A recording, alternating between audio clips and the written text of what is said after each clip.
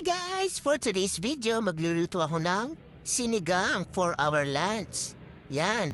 Bumili ako ng kalahating kilo ng hipon. Yan. Sobrang mahal ng hipon. 480 ang kilo, kaya kalahati lang yung binili ko. At kasya na naman sa amin ito dahil tatlo lang kaming kapain. At ayan na nga, ang lalaki niya, sobrang laki.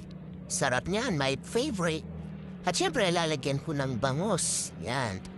Kung napapansin nyo, ganito ang pagkahiwa ng bangus para madurog-durog yung tinik sa buntot kasi alam natin lahat na matinik talaga yung buntot kaya ganyan ang pagkahiwa.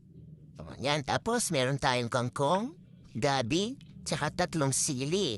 At kung napapansin nyo, wala akong sampalo kaya ito muna gagamitin ko, sinigang mix. Pakuluan muna natin yung gabi hanggang sa lumambot. At pag malambot na, sunod na natin yung isda. Isda pa more. Sunod na natin yung hipon at pakuluan. Haluin muna natin bago takpan para pagkabilaan yung kulo. Yan.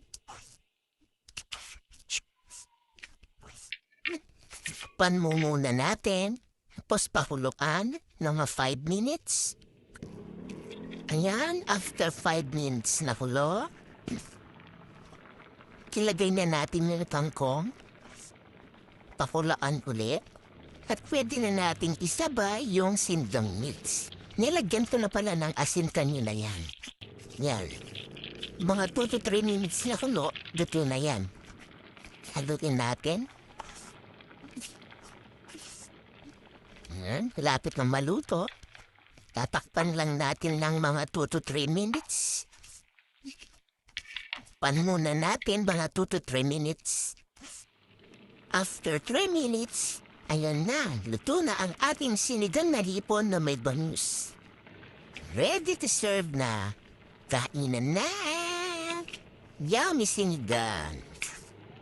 Ang ating sinigang na hipon na may bangus. Thank you for watching. God bless everyone.